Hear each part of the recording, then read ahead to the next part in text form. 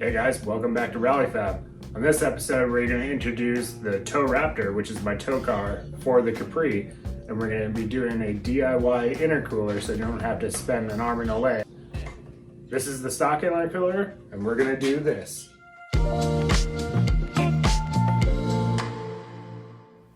So like I said guys, this is the tow rig for my Capri, which I usually run, and this is my daily driver. So I needed to do an intercooler because basically doing a full Raptor swap on this, and I just put a SVC bumper that I had to repair that I found on OfferUp.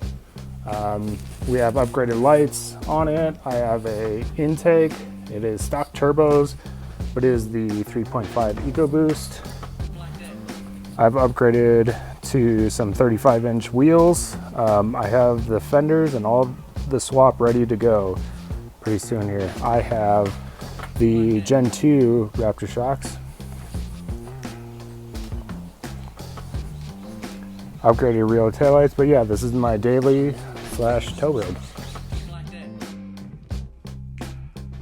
Alright guys, you're going to go on your phone or your computer and you're going to go head over to eBay and purchase all these things. Again, I got all this stuff for about $260, which is pretty good comparable to the $600 to $1,000 range that these intercoolers start by. You can build this all yourself in the garage, and this is what I'm trying to help everybody do. Again, all this links will be in the description, so you can just copy and paste this onto your eBay account and find it that way. All right. You can also pause the video and copy and paste.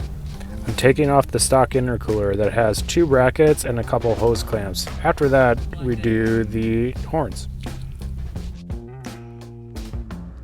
So on the tube, you have to cut this off and then put a silicone joiner on and kind of stretch it to make it work. That's from the throttle body to the bottom of the intercooler. Alright guys, this is where you cut off 3 inches from your Y pipe and you're going to put it on top of the intercooler going to the actual core. Don't forget to actually bead roll the bottom of it as well. Take the groove of this pliers, flip around, put the mountain on the inside of it, and crimp, and keep crimping till it's all the way around. And you got a bead roll, cheap way.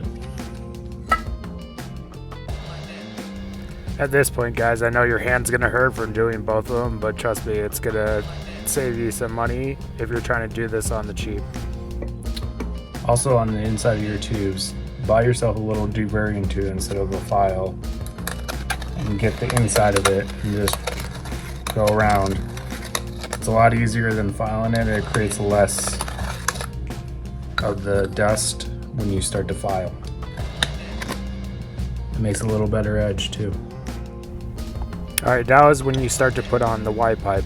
I know in this video I have the old silicone joiners on here, but I forgot that I had them, so I had to redo this take. So this is what I got.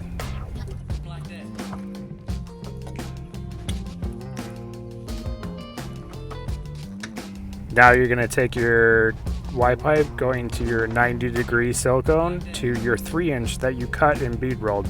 And then you're going to tighten everything up, and that should be all for the passenger side ready to go.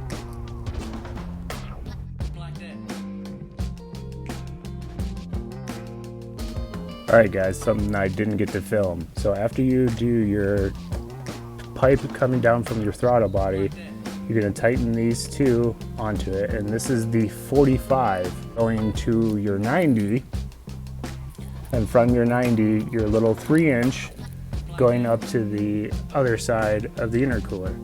That's all you have to do. Tighten these all down. You can kind of hook this around like a little snake to get it to fit best, and I have this SVC bumper, so I had to make sure none of the bolts were touching. But again, you're going to go from your 3-inch that next down to your 90 with your 45 in the center that you got off eBay. It's already pre-done. I didn't cut mine to make it easy on everybody, to show that you could just buy this and use it as is. You can cut it down to make it fit better, but you don't have to. I'm just showing you can. And then from your Silicone 90, your 3-inch that you cut off your Y pipe goes in the center of that to get you up to the intercooler to make it even. Another thing I will point out is on the 2012 Plus, there is a blow-off valve that goes on your intercooler, which I don't have, which I will show pictures of, where guys plastic weld it to the J pipe coming off the throttle body. I didn't have to do that because my blow-off valves are on, or bypass valves are on my turbos. So I just have to run straight 45 into this. A lot of guys will, so they'll plastic weld it, and I'll show on screen.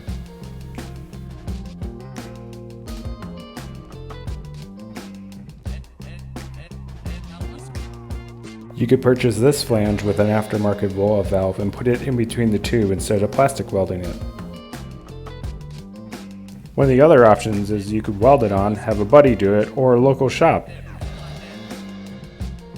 And that's how you guys will fit it if you have a 2012 Plus to 14. So again guys, I have a 2012, so my blow-off valves or bypass valves are on the turbos, so I didn't have to deal with that, and I will show my factory intercooler to show that that's how mine is set up.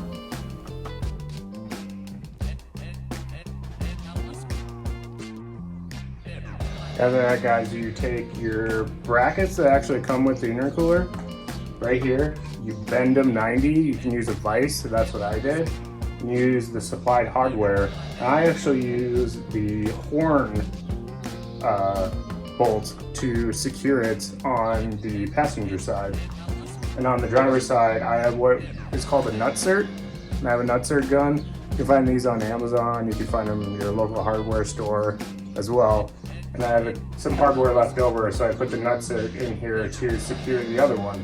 The other way you can do it is just use a self-tapping screw if you're trying to do it on a budget and you don't have a lot.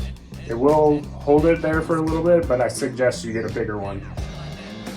Eventually what I'm going to do is actually build a bracket that ties into the latch so it is a little bit stiffer, so when I do take this thing off-road, it's not going to be bouncing up and down and come loose, because these brackets are small for an everyday daily driver use. I know a lot of you guys are going to be doing either a Raptor swap or you're going to be putting a winch on the bottom of your bumper. That's why you do the intercooler on the top, so you can fit those in there. If you guys have any more questions, comment below. I'll try to answer as best as I can. Alright guys, that concludes it. We put it on the intercooler, everything is tightened up. We took it for a test drive, it works great. So if you guys like what I'm doing here, this is the Towraptor. I'm just introducing it. It's going to be a full Raptor front suspension conversion with fenders, valance, the whole 9 yards. The other thing that I got is my 1972 Capri, which I've turned into basically a 70s car on steroids with a V8 out of a Fox body. And we go and rally it around in the dirt. So if you like that content, check it out.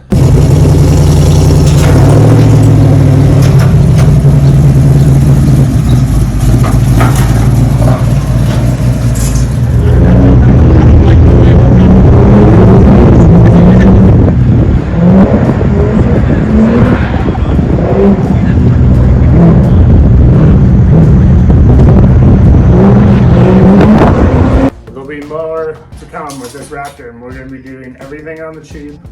All the parts that we're sourcing for this truck, we're doing it very cheaply, so you don't have to pay something expensive to get a Raptor. And I always look at this thing as if a first gen Raptor and a second gen Raptor had a baby, this is what it turned out. EcoBoost engine, but with the Gen 1 styling. So till next time, keep going.